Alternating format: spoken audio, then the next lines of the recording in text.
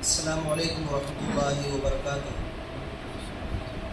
الحمدللہ والصلاة والسلام علی رسول اللہ صلی اللہ علیہ وسلم وعلی آلہ وصحبہ اجمعین وبعد۔ اللہ تعالیٰ ہی کی تعریف ہے، ہر قسم کی عبادتیں اسی کے لیے ہے۔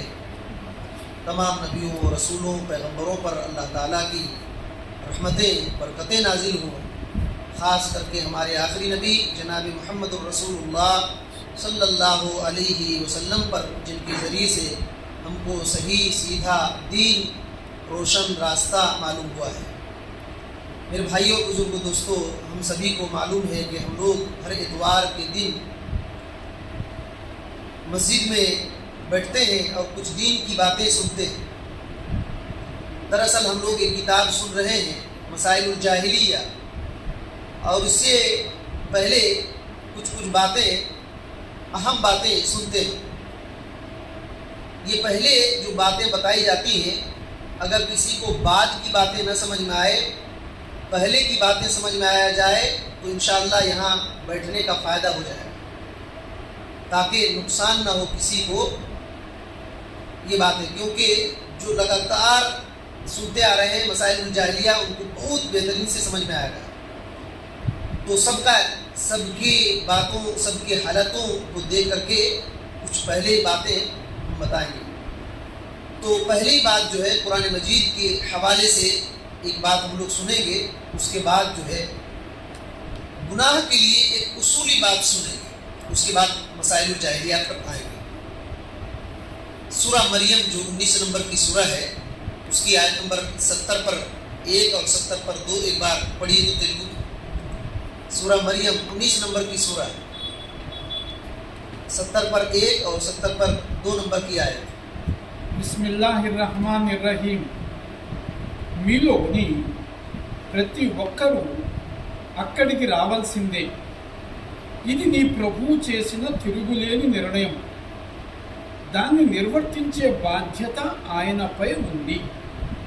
72 తర్వాత మేము భయభక్తులు కలిగి ఉన్న వారిని రక్షిస్తాము, దుర్మార్గులను అందులో మోకాళ్లపై పడి ఉన్న స్థితిలోనే వదిలేస్తాము। بات سمجھ میں آ گئی؟ یہ آیت جو ہے، اگر یہ آیت سمجھ میں آ گئی تو پورا درس میں بیٹھنے کا فائدہ حاصل ہو جائے۔ کیا فرمایا اللہ تعالیٰ نے؟ وَإِن مِّنكُمْ إِلَّا وَارِدُهَا كَانَ عَلَى رَبِّكَ حَتْمًا مَّقْضِيًّا ثُمَّ نُنَجِّي الَّذِينَ اتَّقَوْا وَنَذَرُ الظَّالِمِينَ فِيهَا جِثِيًّا۔ کہا کہ تم میں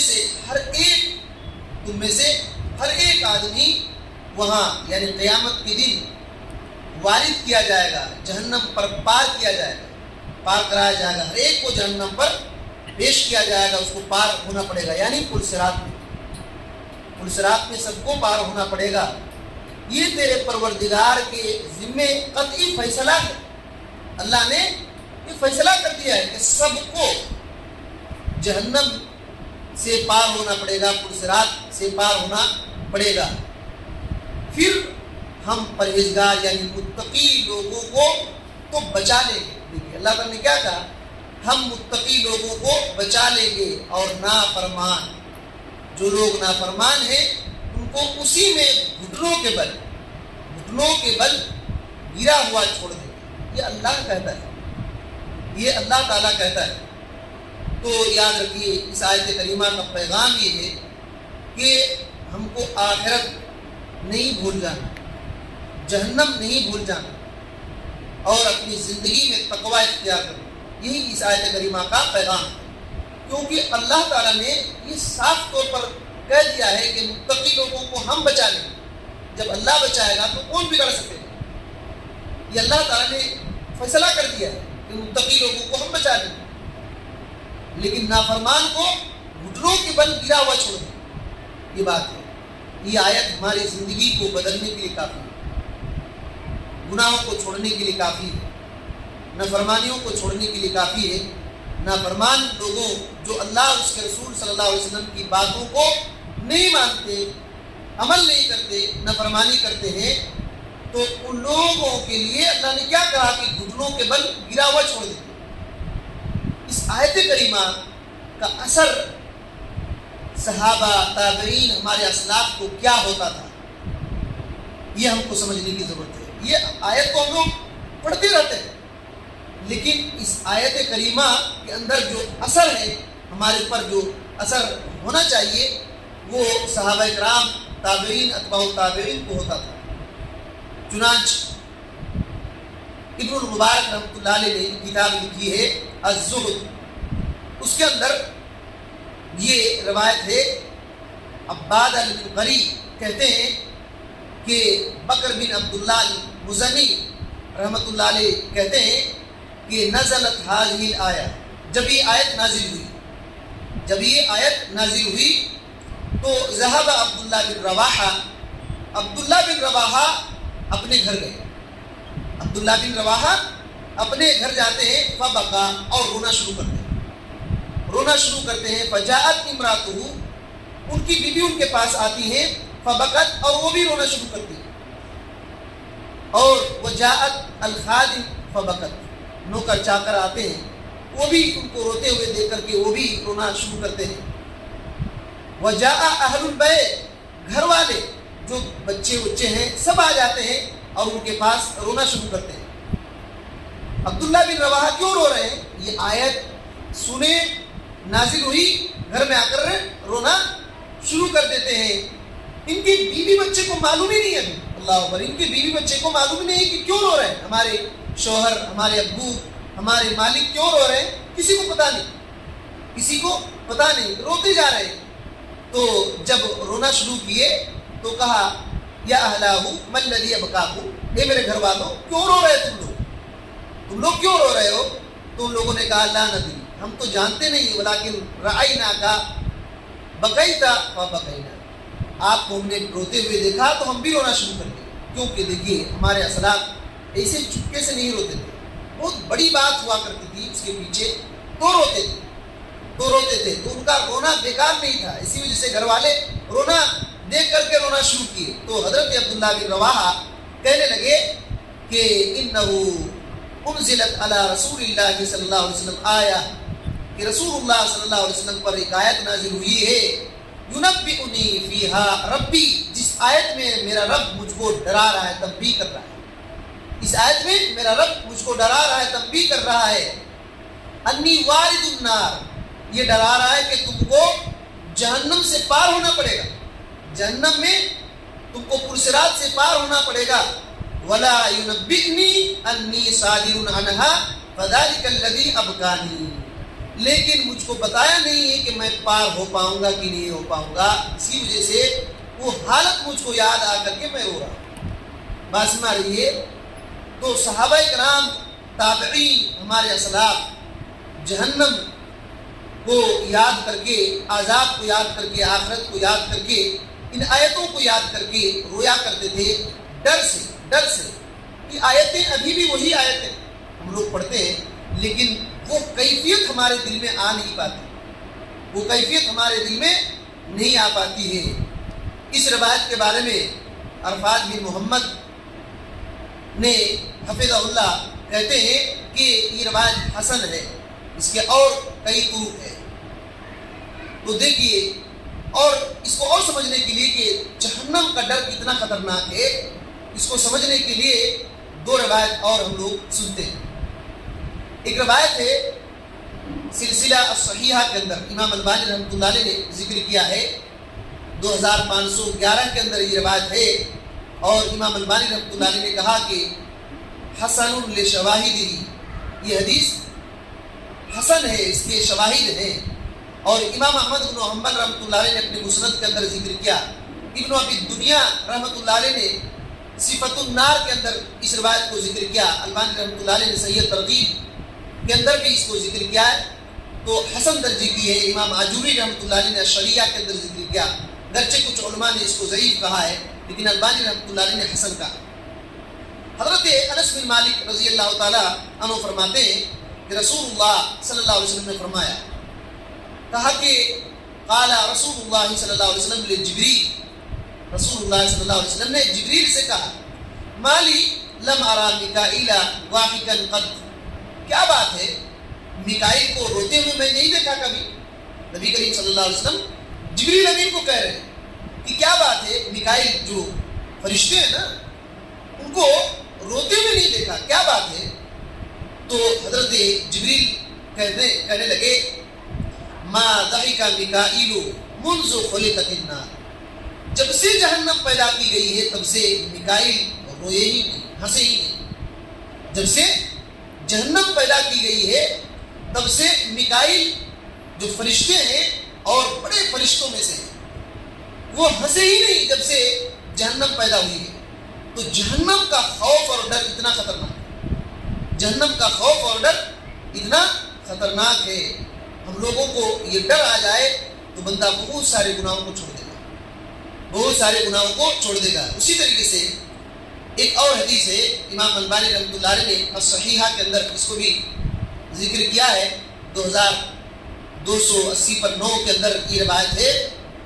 और असल जो हदीस है मौजम अल-औसत इमाम तबरानी रहमतुल्लाह अलैह की किताब में ये बात है।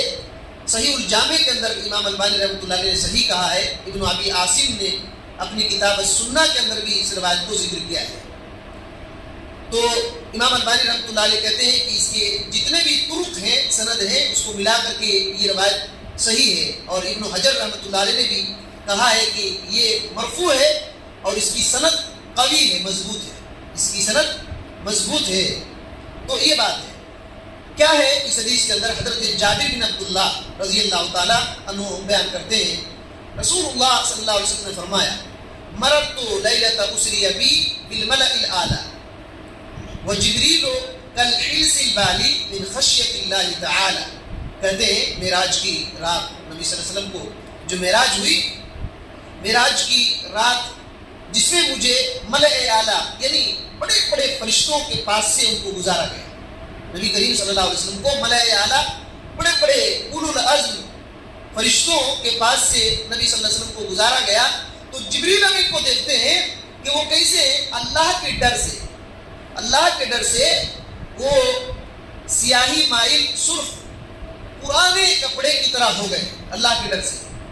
अल-हिल्सिल बाली कहते हैं, ऊँट को देखें, ऊँट के ऊपर पीठ में एक कपड़ा लपेट करके रखा जाता है, एक कपड़ा लपेट कर गोल की तरह बना करके रखा जाता है, या तो बिछा दिया जाता है, मोटा कपड़ा होता है, या तो कभी कभी बंदा सोने के लिए मोटा कपड़ा बिछाता है, उसको अल-हिल्स कहा जाता है। अल-हिल्स उसी को कहा जाता है। ये इस्तेमाल करते करते पुराना और रंग उड़ जाता है। हजरत जिब्रील अमीन का अल्लाह के डर से रंग उड़ा हुआ था और कैफियत इतनी इस तरीके से हो गई थी, इतनी हो गई थी अल्लाह के डर से। हालांकि बहुत अजीम फरिश्ते हैं, बहुत अजीम फरिश्ते हैं। इसी वजह से याद रखिए, अल्लाह का डर, अल्लाह ताला बहुत सख्त आज़ाब देता है, बहुत सख्त आज़ाब देता है। और अल्लाह रब्बुल आलमीन जहन्नम आज़ाब देने के लिए तैयार करके रखा है। तो इसी वजह से हमको चाहिए कि जहन्नम से बचने के लिए तैयारी करें, तक़वा इख्तियार करें, नाफरमानी नहीं करना चाहिए, गुनाह नहीं करना चाहिए। बहुत ख़तरनाक है, इसकी सज़ा बहुत ख़तरनाक है।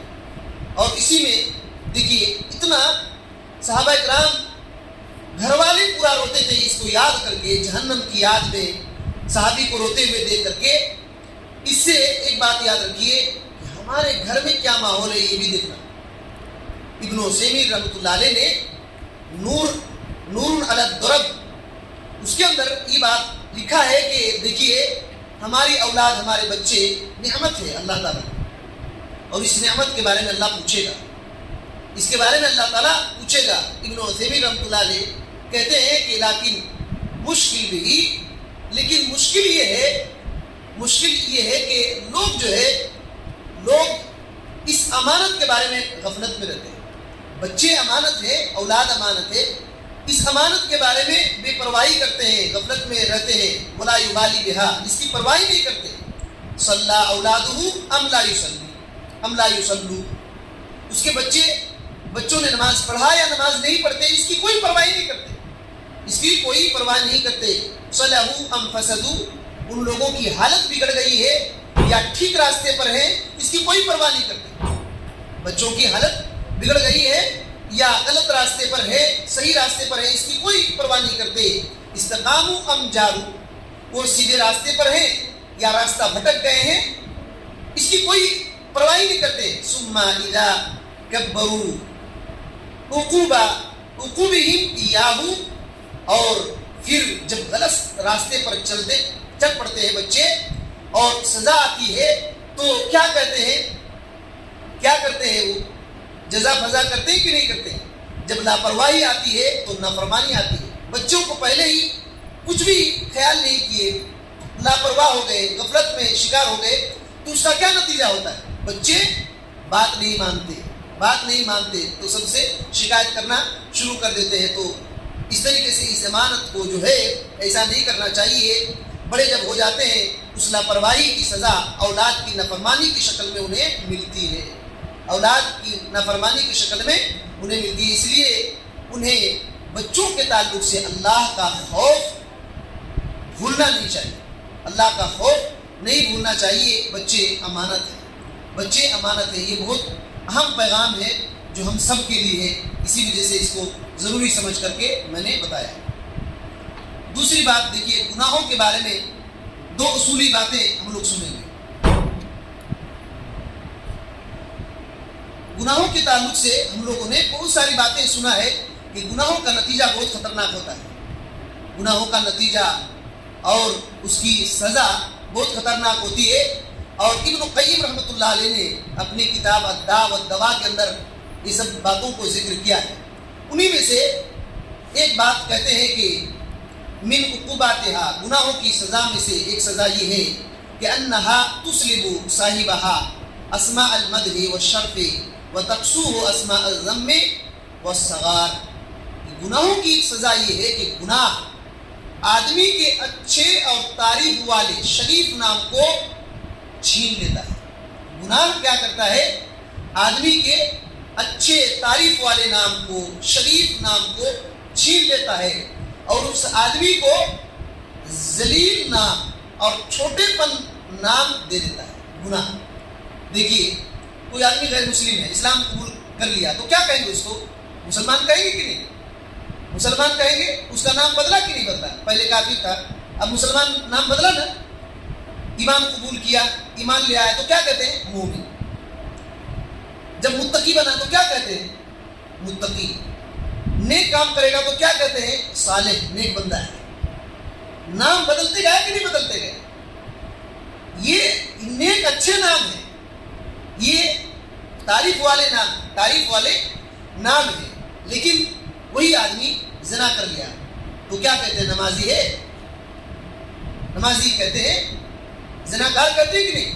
شراب پی لیا تو کیا کہتے ہیں؟ شرابی کہتے ہیں کہ نہیں؟ دھوکہ دیا تو کیا کہتے ہیں؟ دھوکے باز ہے.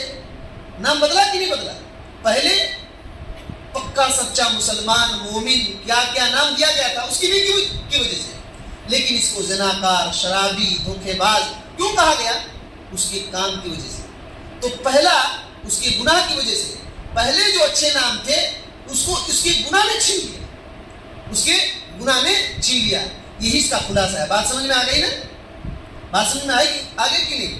یہ ابن قیم رحمۃ اللہ علیہ نے تفصیل کے ساتھ ذکر کیا، میں اس کو بالکل خلاصے کے طور پر سمجھا دیا.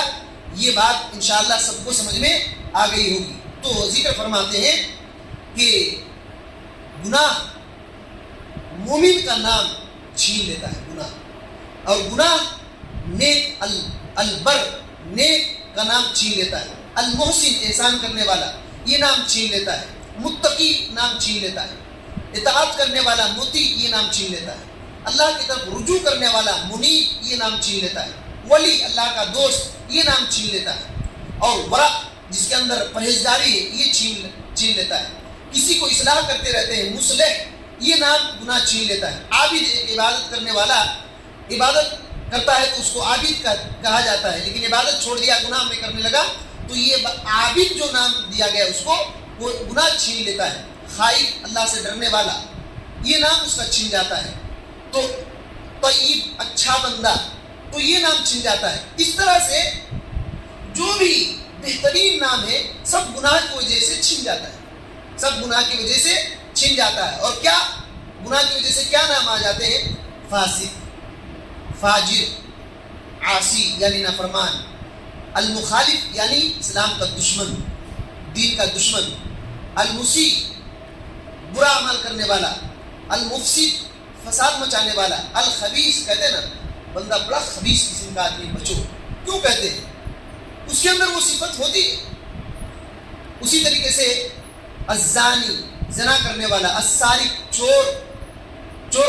چوری کرنے والا کو چور نہیں کریں گے تو کیا کہیں گے؟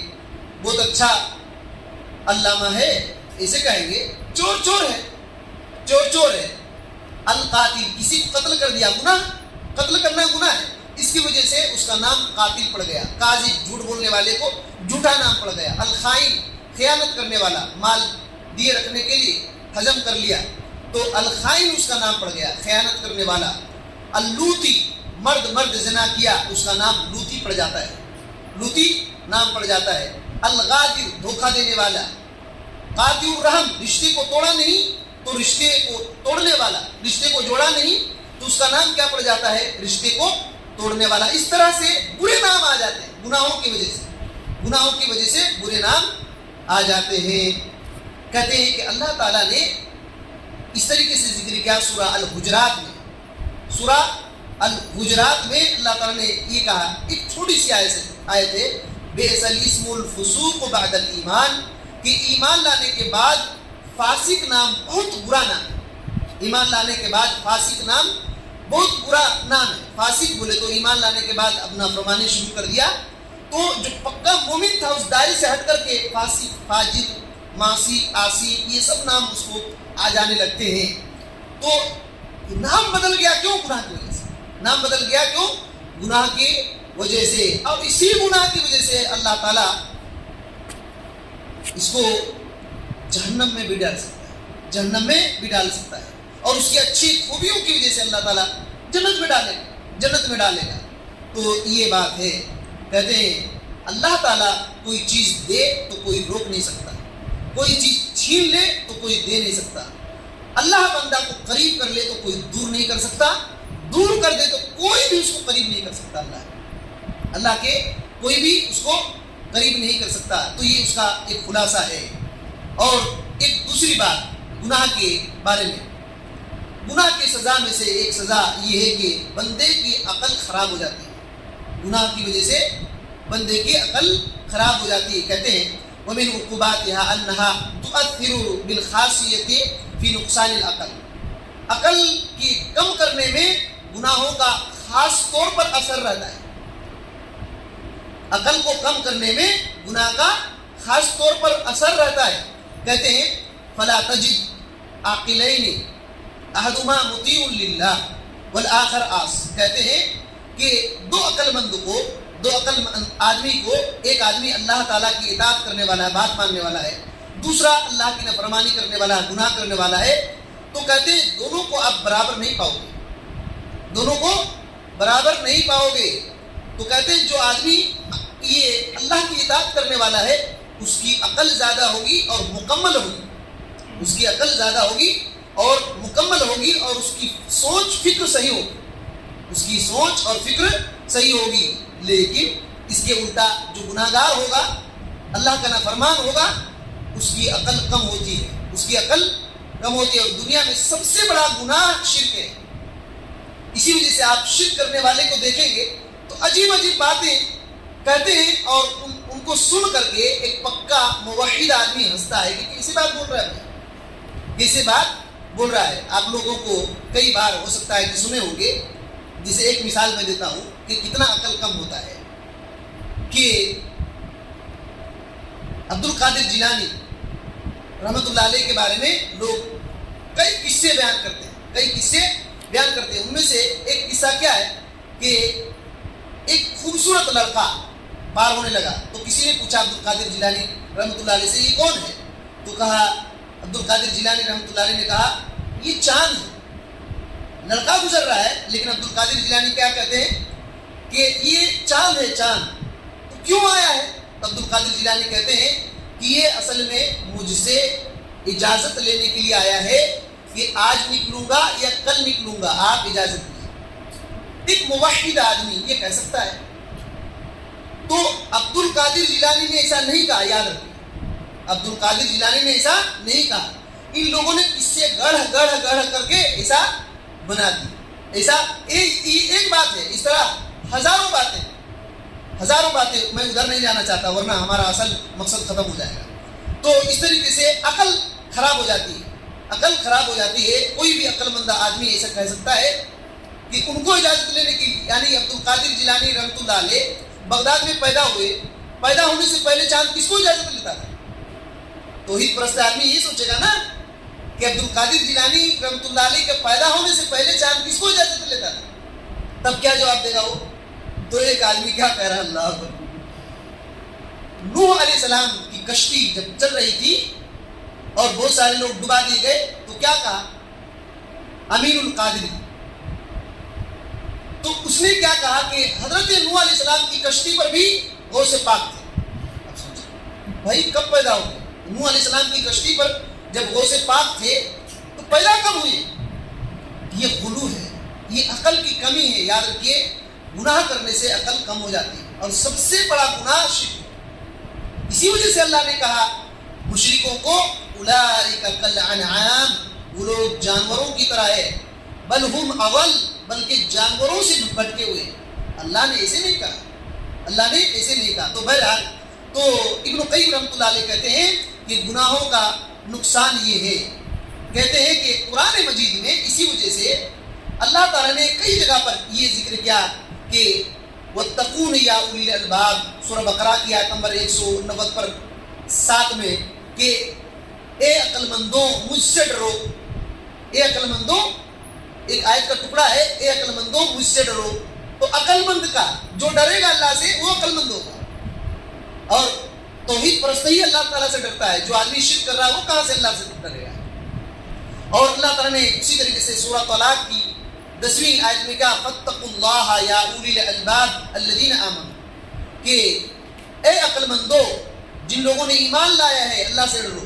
تو اس طرح سے کئی آیتیں ہیں. صرف اشارہ ہے کہ اللہ تعالیٰ نے عقل مندوں کو مومن کہا، اسی طریقے سے کہا کہ مجھ سے ڈرو. تو تقویٰ والے وہی لوگ ہیں، جتنا زیادہ ایمان ہوگا، متقی ہوگا، اتنا زیادہ ان کے پاس انشاءاللہ عقل ہوگی.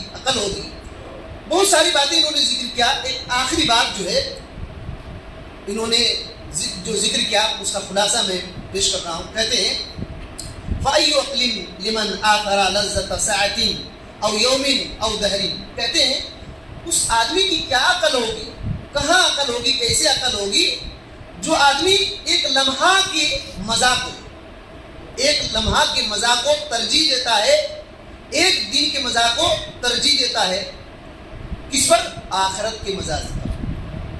آخرت کے مزہ پر ایک لمحہ، ایک منٹ، ایک دن کے مزہ کو ترجیح دے دیتا ہے. اس کی کیا عقل ہے؟ اس کے پاس کیا عقل ہے؟ ایک آدمی کو آخرت کے بارے میں یہ کہا ہمارا عقیدہ ہے، اللہ تعالیٰ نے کیا کہا؟ وہ ہمیشہ کے لیے کامیابی ہوئی ہے نا. جنت مل جائے گی تو بندے کو موت وغیرہ نہیں آئے گی، نہ جہنمی کو اور نہ ہی جنتی کو. تو وہاں کی نعمتوں کو نہ لے کر کے دنیا میں نعمت 1 گھنٹہ کے لیے، آدھا گھنٹہ کے لیے، 1 دن کے لیے مزہ کو لے لیتا ہے اور اپنے آخرت کو برباد کر لیتا ہے. تو کہتے ہیں کہ یہ بات ہے، وہ تو دنیا کی لذت تو ایک خواب کی طرح ہے، اس کی کوئی حقیقت ہی نہیں.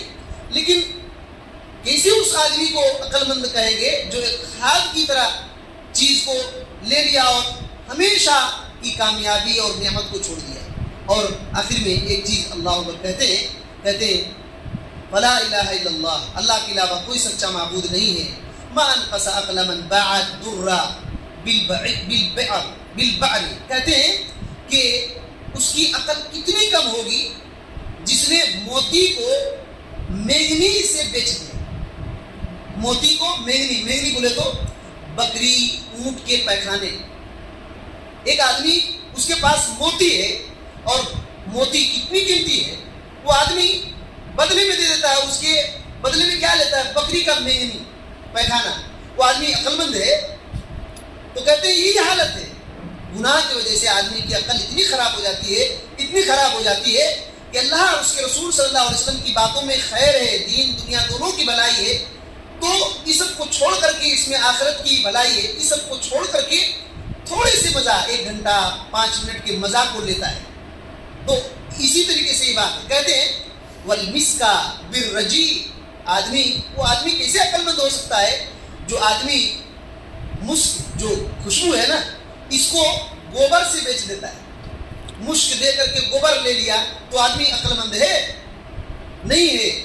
تو کہتے ہیں اسی طریقے سے ان لوگوں کے ساتھ جو نبی ہیں، صدیق ہیں، شہداء ہیں، نیک لوگ ہیں، ان کو جنت میں ان کے ساتھ رہ سکتا تھا، لیکن ان کی دوستی کو چھوڑ کر کے ایسے لوگوں سے دوستی کرتا ہے جن پر اللہ تعالیٰ کی غضب نازل ہوتی ہے، اللہ تعالیٰ کی غضب نازل ہوتی ہے، جن پر اللہ کی لعنت نازل ہوتی ہے، جن کے بارے میں اللہ نے جہنم کو تیار کر کے رکھا ہے، ایسے لوگوں سے دوستی کرتے ہیں.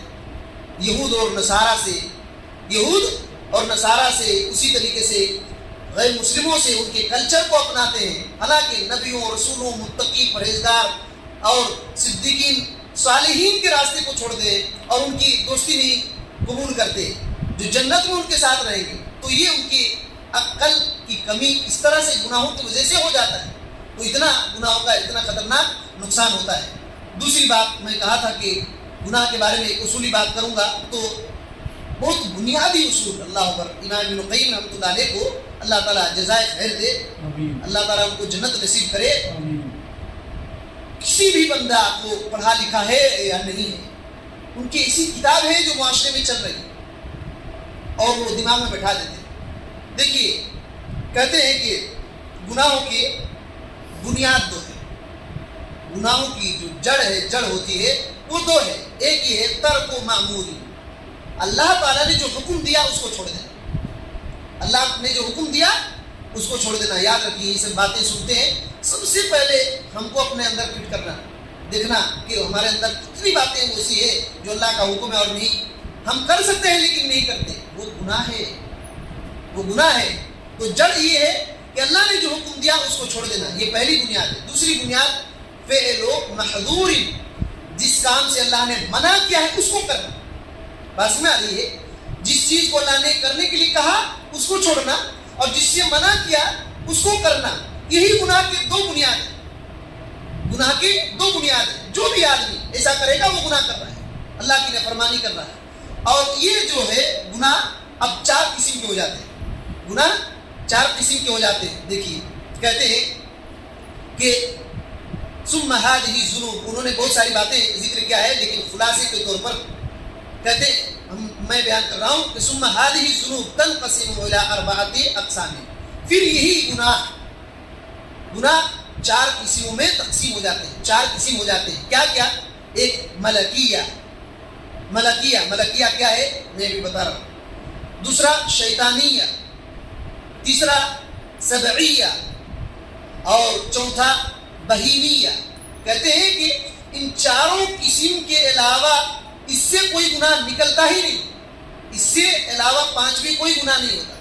دنیا میں جتنے بھی گناہ ہیں انہی 4 قسم ہی میں گھومتے رہے. دنیا میں جتنے بھی گناہ ہو رہے ہیں ہر قسم کے گناہ انہی 4 قسم میں گھومتے رہتے ہیں. کیسے؟ ملکیہ گناہ، سب سے فرسٹ ملکیہ گناہ کیا ہے؟ ملکیہ ملک بادشاہ کو کہتے ہیں، ملک بادشاہ کو کہتے ہیں. حقیقی بادشاہ کون ہے؟ اللہ تعالیٰ. اللہ تعالیٰ کو حق ہے وہ فخر کرے، تکبر کرے. اللہ کو یہ حق ہے کہ نہیں؟ اللہ کی کبریائی، بڑائی، اپنا عظمت بیان کرے، یہ اس کو حق ہے. اس کے علاوہ کسی کو حق ہے کہ وہ تکبر کرے؟ کسی کو حق نہیں.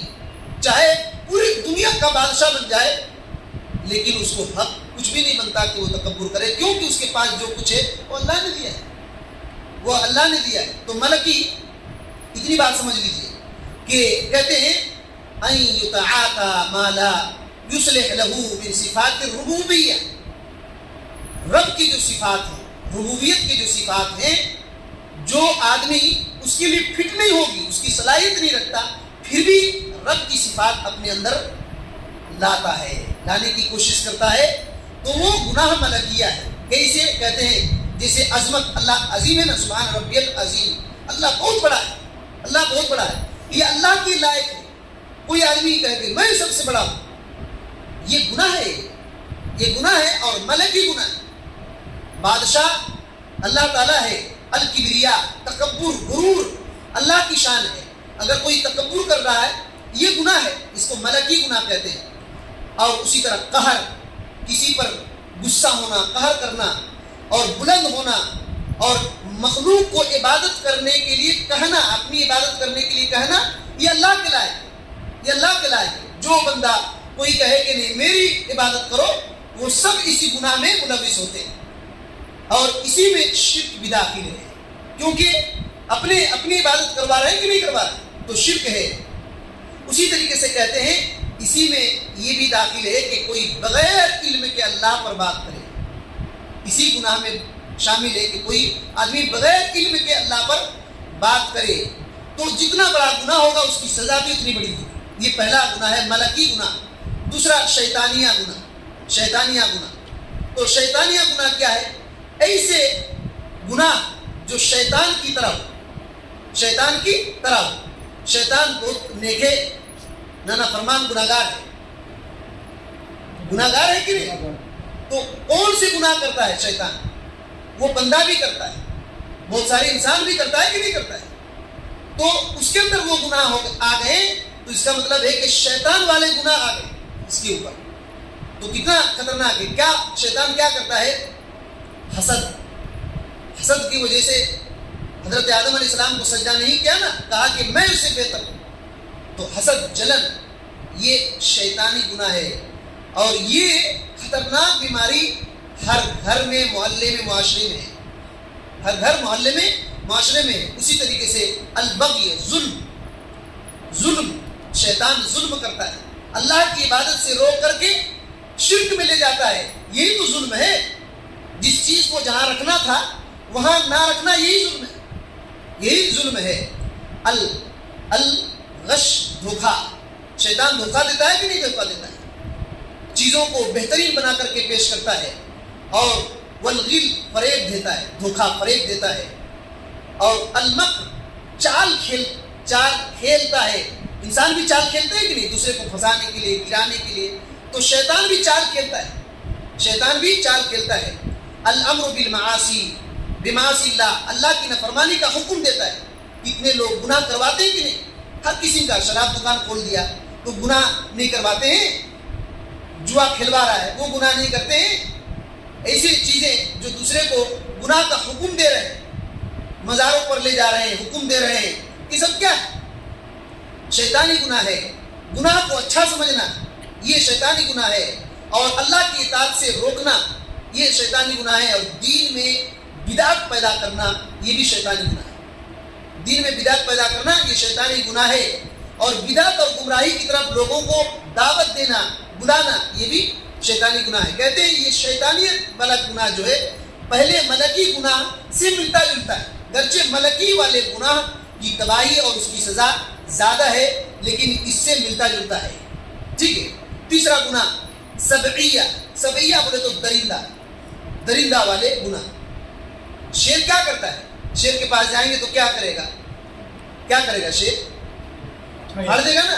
بھالو کے پاس جائیں گے تو کیا کرے گا؟ وہ پھاڑ دے گا۔ یہ درندہ ہے، چیرنے پھاڑنے والے۔ سانپ کے پاس جائیں گے تو کیا کرے گا؟ وہ کاٹے گا۔ تو دنیا میں بہت سارے درندے ہیں، چیر پھاڑ کھانے والے۔ انسان دوسرے کو قتل کر دیتے کہ نہیں کر دیتے؟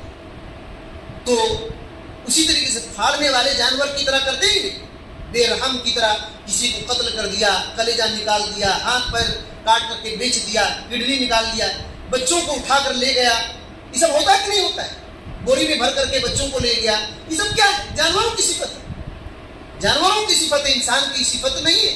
اسی وجہ سے جب ایسا انسان کرنا شروع کرتا ہے تو وہ گناہ کرتا ہے اور وہ جانوروں کی طرح کر رہا ہے۔ اسی وجہ سے کہہ رہے ہیں جیسے ذنوب العدوان، دشمنی والا گناہ، یہ جانوروں والا گناہ ہے، جانوروں والا گناہ ہے۔ کسی سے دشمنی، فالتو دشمنی کر دیا۔ والغضب، غصہ، کسی پر فالتو بغیر قصور کے غصہ ہو رہا ہے۔ سفک الدماء، خون بہانا۔ اسی طریقے سے کمزور آدمی پر چڑھ جانا، کمزور آدمی پر ظلم کرنا، چڑھ جانا۔ تو یہ سب کیا ہے؟ درندے والے گناہ ہیں، کہتے ہیں اس سے بہت خطرناک گناہ پیدا ہوتے ہیں، اس سے بہت خطرناک گناہ پیدا ہوتے ہیں۔ اور چوتھا گناہ کہتے ہیں کہ بہیمیہ، چوپائے جانور جو 4 پیر والے بھینس گائے وغیرہ ہیں، یہ تو گائے بھینس کیا غلطی کرتے ہیں دیکھیے، یہ جو چوپائے چیرتے نہیں پھاڑتے نہیں، جو پالتو جانور ہیں گھر میں پالتے ہیں، ان کے اندر 2 بات رہتی ہے، 2 بات کیا؟ کسی طرح پیٹ بھرنا، دوسرا کسی طرح اپنے جنسی خواہشات مکمل کرنا، جنسی یعنی عورت کا بھوک مٹانا، 2 ہی چیز رہتی ہے، 2 ہی چیز ان جانوروں میں اکثر رہتی ہے، کسی بھی طریقے سے پیٹ بھر جانا اور جنسی خواہشات مکمل کرنا۔ ان جانوروں کے پاس کھاتے نہیں، چیرتے نہیں، کچھ بھی نہیں کرتے، لیکن یہی اب کھیت میں لے جا رہے ہیں، دوڑ کر کھیت میں گھس جائے، ایسا ہوتا ہے کہ نہیں؟ کیوں جاتا ہے وہ؟ اپنا پیٹ بجھانے کے لیے۔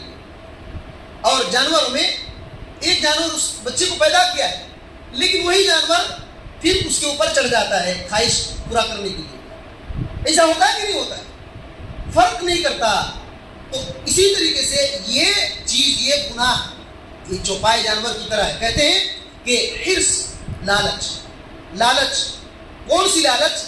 کہتے ہیں علی قضاء شہوت البطن، پیٹ کی خواہش کو مکمل کرنے کی لالچ، والفرج، اور اپنے شرمگاہ کی خواہش کو پورا کرنے کی لالچ، یہ بہیمہ چوپائے جانور میں ہوتی ہے یہ۔ کہتے ہیں اسی گناہ سے زنا پیدا ہوتا ہے، چوری پیدا ہوتا ہے، یتیم کے مال کو کھانا پیدا ہوتا ہے، بخیلی پیدا ہوتا ہے، اور بزدلی پیدا ہوتا ہے۔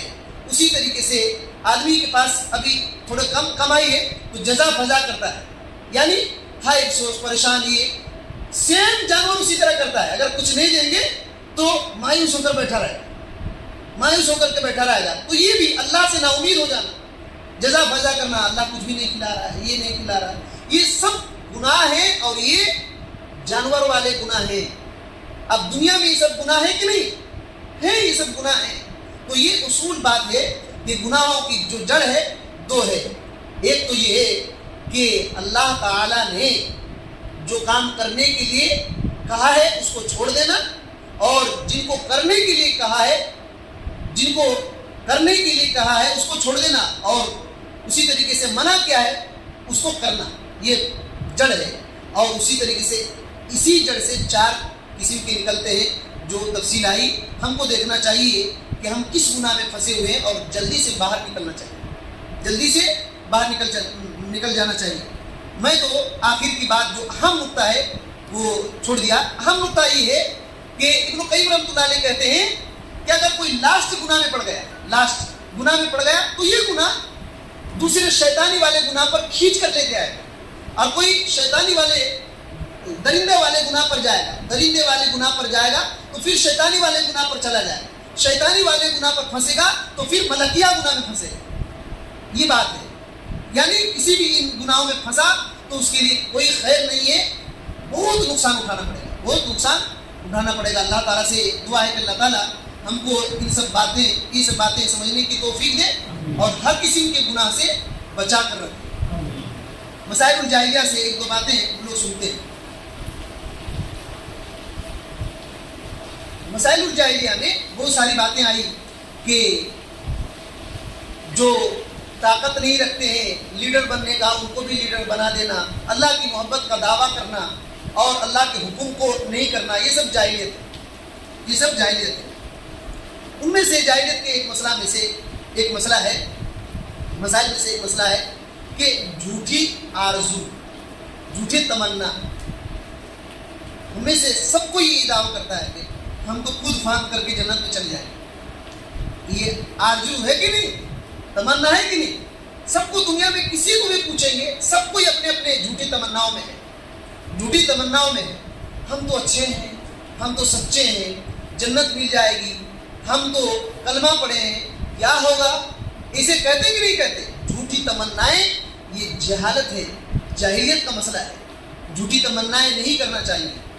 ہاں کر رہے ہیں نیک اعمال تو اللہ تعالیٰ سے مکمل امید اور مکمل آرزو رکھنا چاہیے کہ اللہ تعالیٰ مجھ کو نیکی دے گا، مکمل نیکی دے گا اللہ تعالیٰ، ظلم نہیں کرتا ہے، لیکن عمل ہی نہیں کر رہے ہیں، اور پھر بندہ امید کر لے رہا ہے کہ مجھ کو مل جائے گا اس کا بدلہ، تو ایسا ہو سکتا ہے؟ تو یہ بات ہے، جھوٹی تمنائیں اس کے اندر، ان لوگوں کے اندر تھی. اس بات کو اللہ نے قرآن میں ذکر کیا ہے. آپ دیکھیے سورہ بقرہ کی آیت نمبر 80 پڑھیے، دوسری سورہ اس کی آیت نمبر 80. బిస్మిల్లాహిర్రహ్మానిర్రహీం. పైగా మేము నరకాగ్నిలో కొన్ని రోజులు మాత్రమే ఉంటాం అని వారు అంటున్నారు. వారిని అడుగు, మీరు ఆ మేరకు అల్లాహ్ నుండి పొందిన వాగ్దానం ఏదన్నా మీ దగ్గర ఉందా?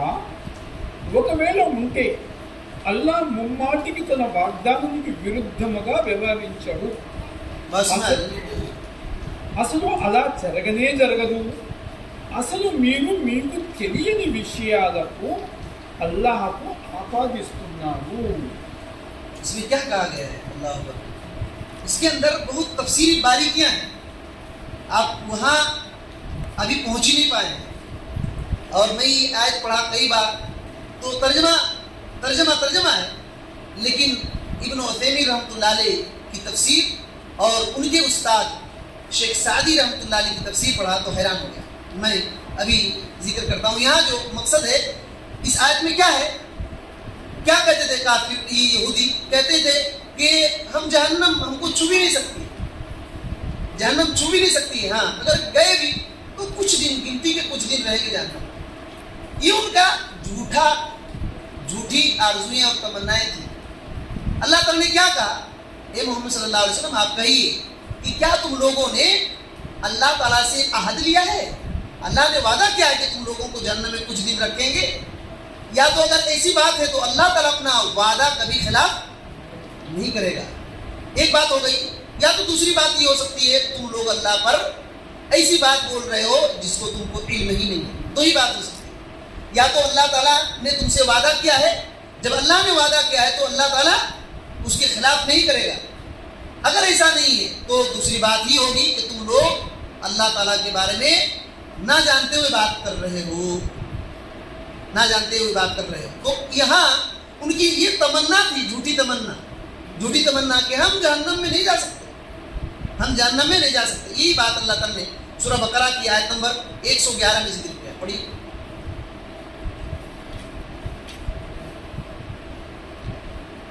బిస్మిల్లాహిర్రహ్మానిర్రహీం. యూదులు క్రైస్తవులు తప్ప వేరెవరూ స్వర్గములో ప్రవేశించలేరని వారు అంటున్నారు. ఇవి వారి ఆశలు, ఆకాంక్షలు మాత్రమే. మీరు మీ వాదనలో సత్యవంతులే అయితే ఆ మేరకు ఏదైనా నిదర్శనం సమర్పించండి అని వారిని అడుగు. کیا کہا اللہ تعالیٰ نے؟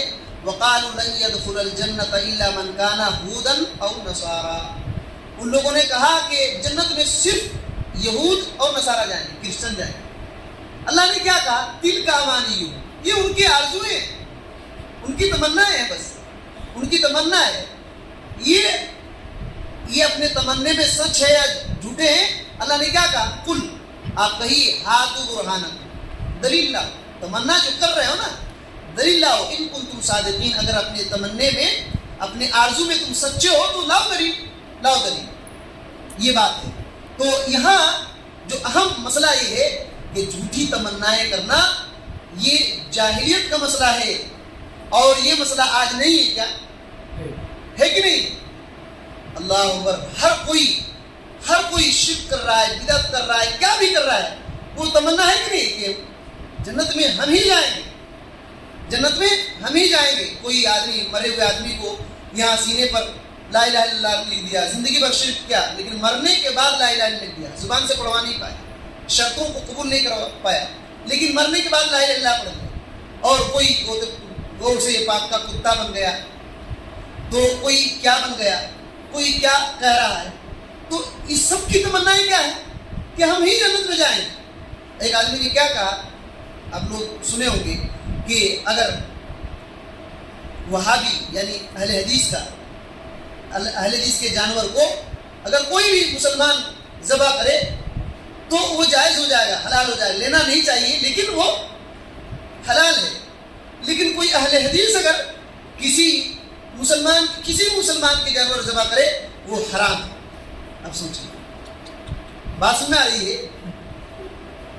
وہ کیوں اس طرح کہتے ہیں؟ ہم لوگوں کو مسلمان نہیں سمجھ رہا ہے بلکہ ایک ویڈیو میں اس نے یہ کہا کہ اگر کوئی اہل حدیث وہابی جانور ذبح کرے تو وہ ایسے ہی ناپاک ہے جیسے سور کا گوشت ناپاک ہے. یہ حالت ہے لوگوں کی. لیکن وہ کیا کہہ رہا ہے؟ ہم حق پر ہیں، TTN ہے یعنی ٹناٹن سنی، TTS ٹناٹن سنی وہ کہہ رہے ہیں، لیکن حالانکہ وہ بدعتی ہے. ایسی حالت ہے. یہ جھوٹی تمنائیں ہیں جو جاہلیت کے زمانے میں تھا. اچھا میں کہا کہ تفسیر کے نقطے دیکھیے. ابن عثیمین رحمۃ اللہ علیہ کہتے ہیں اس آیت کریمہ پر فائدہ بیان کرتے ہوئے، دیکھیے کہتے ہیں کہ ان الیہود یقرون بالآخرہ وان ہنا نار. کہتے ہیں کہ یہودی بھی اس بات کا اقرار کرتے تھے کہ آخرت کوئی چیز ہے. بات میں آ رہی ہے؟ یہاں تک ہمارا ذہن پہنچا تھا نہیں پہنچا. تو یہ بات ہے، تفسیر پڑھنے کا یہ فائدہ ہے. کیا کہتے ہیں کہ اس آیت کریمہ سے بات معلوم ہوتی ہے کہ یہودی آخرت کا اقرار کرتے تھے، اس بات کا اقرار کرتے تھے کہ وہاں جہنم آگ ہے. اسی وجہ سے تو اللہ نے کہا کہ ان لوگوں نے کیا کہا کہ ہم لوگ جہنم میں کچھ ہی دن تک جائیں ہے تبھی تو جائیں گے. تو ان کا یقین تھا اس بات پر کہ جہنم ہے، آخرت ہے کوئی چیز. تو یہ تفسیری نقطہ ہے.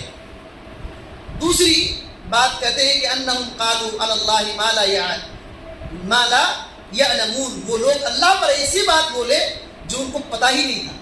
ان لوگوں نے کیا کہا کہ ہم کچھ ہی دن تک رہیں گے. یہ اللہ تعالیٰ اس کا فیصلہ کرنے والا ہے.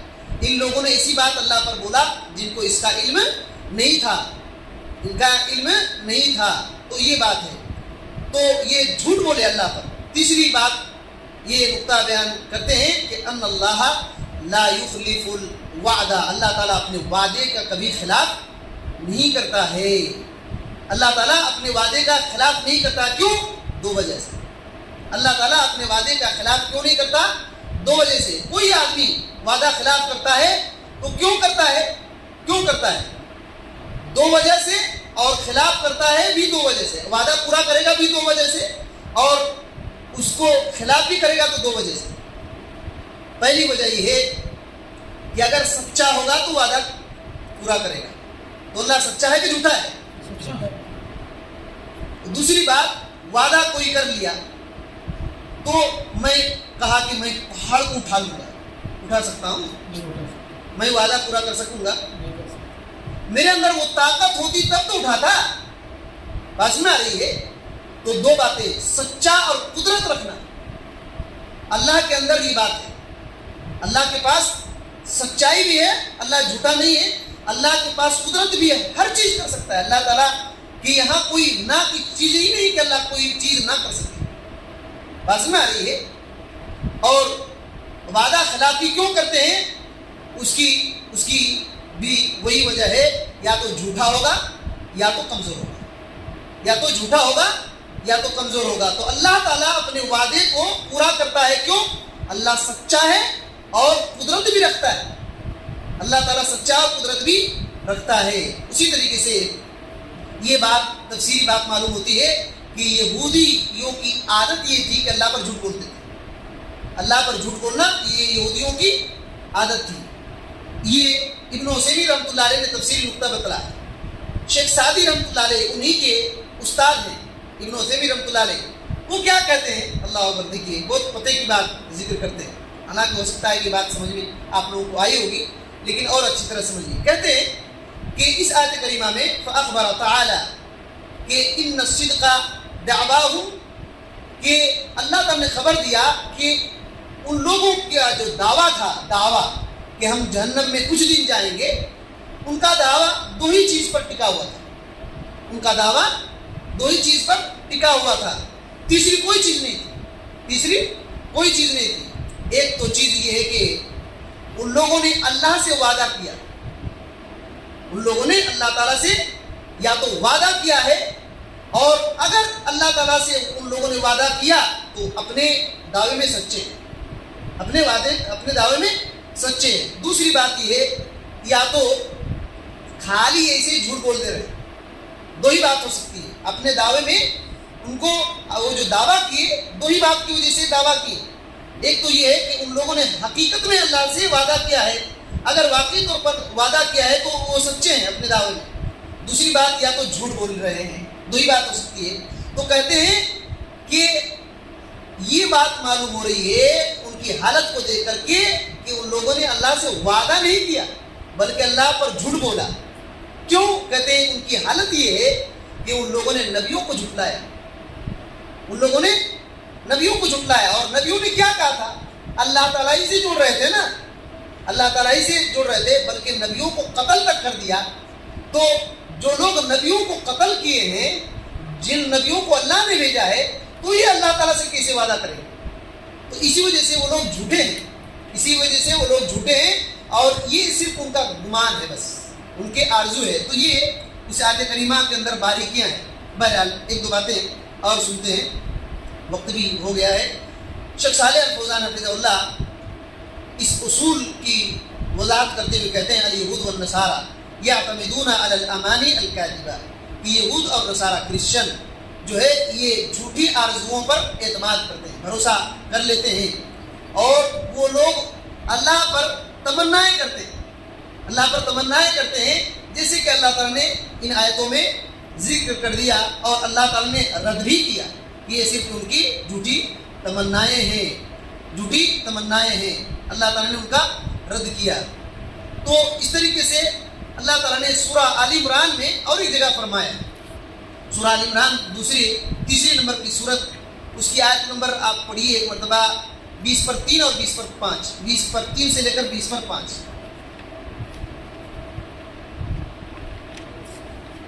سورہ آل عمران 20/3 سے లే కర్ 20/5. బిస్మిల్లాహిర్రహ్మానిర్రహీం. గ్రంథములో ఒక భాగం ఇవ్వబడగా తమ పరస్పర వ్యవహారాల తీర్పు కోసం దైవ గ్రంథం వైపుకు రండి అని పిలిచినప్పటికీ వారిలోని ఒక వర్గం ముఖం తిప్పుకొని పోవటాన్ని నీవు చూడలేదా? 24. వారి ఈ వైముఖ్య ధోరణికి కారణం నరకాగ్ని మమ్మల్ని లెక్కించదగిన కొన్ని రోజులు మాత్రమే కాలుస్తుంది అని వారు చెప్పటమే. వారి ఈ మనోకల్పిత విషయాలే ధర్మం విషయములో వారిని మోసములో పడవేశాయి.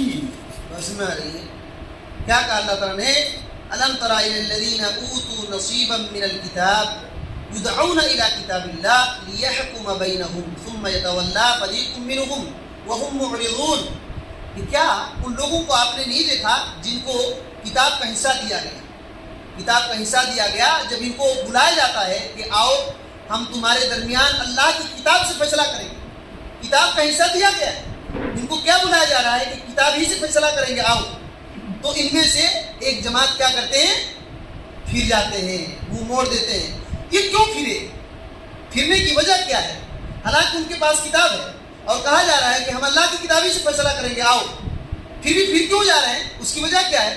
اللہ تعالیٰ نے کہا ذالک بانہم قالوا, اس وجہ سے پھر رہے ہیں کیونکہ ان لوگوں نے کہا لن تمسنا النار, ہم کو جہنم چھوئے گی بھی نہیں, ہم کو جہنم چھوئے گی بھی نہیں, الا ایاما معدودات, ہاں کچھ دن تک ہم جائیں گے جہنم میں. وغرہم فی دینہم, ان کے اس بات نے ان کے دین میں دھوکہ دیا, ان کے دین میں دھوکہ میں پڑ گئے یہ لوگ. ان کی تمنا جو تھی جھوٹی تمنا کہ ہم تو کیا جہنم میں جائیں گے نہیں ہے, تو اللہ کی کتاب کی طرف فیصلہ نہیں لے کر گئے تو کیا ہو جائے گا؟ ہم کچھ بھی کریں ہم جہنم میں اگر ہم گناہ کر کے جائیں گے بھی تو کچھ دن کے لیے جائیں گے. تو اللہ نے کیا کہا؟ ان کی اس تمنا نے ان کو دین میں دھوکہ دے دیا. کیسے؟ ما کانوا یفترون, یہ لوگ جو اپنی طرف سے بات بنا لیے نا, اس بات بنانے میں ان لوگوں نے بات بنانے کی وجہ سے دھوکے میں پڑ گئے, دین کے اندر دھوکے میں پڑ گئے. اللہ تعالیٰ نے کہا فَكَيْفَ, ان کی حالت کیا ہوگی؟ اذا جمعناہم, جب ان کو ہم جمع کریں گے, لیوم لا ریب فیہ, اس دن جس میں کوئی شک نہیں ہے. وَأُوفِّيَتْ كُلُّ نَفْسٍ مَا كَسَبَتْ وَهُمْ لَا يُظْلَمُونَ, اور ہر ایک نفس کو اس کا پورا بدلہ دیا جائے گا, جو کچھ بھی ان لوگوں نے کمایا ان پر ظلم نہیں کیا جائے گا. دیکھیے اللہ تعالیٰ ان کا رد کر رہا ہے جس نے جو کیا ان کو مل جائے گا، ان کو مل جائے گا۔ یہ تمنا کر رہے ہیں کہ ہم جہنم میں اگر گئے بھی تو کچھ دن کے لیے، ایسا نہیں ہوگا، ایسا نہیں ہوگا۔ تو اب سوچئے ان کی جھوٹی تمناؤں نے ان کو اللہ کی کتاب سے دور کر دیا، ان کو اللہ کی کتاب سے دور کر دیا۔ آج ہم لوگ کیا سمجھتے ہیں؟ ہم مسلمان ہیں نا، اللہ معاف کر دے گا۔ لوگ دھوکہ بازی کرو، نماز نہ پڑھو اور جو چاہے کرو، اللہ معاف کر دے گا، ایسے کہتے ہیں نا۔ یہ بہت بڑی غلطی ہے، یہ بہت بڑی غلطی ہے۔ ہم جو جھوٹی امید لگا کر رکھے ہیں، ہم کو عبادت سے روک دیا، دین میں دھوکہ دیا۔ اس بات نے، اس جھوٹی تمنا نے ہمارے دین میں دھوکہ دیا۔ ہم اپنی طرف سے اس کو بنا لیے، ہم کو کس نے بتا دیا؟ بات سمجھ آ رہی ہے؟ تو یہ بات ہے۔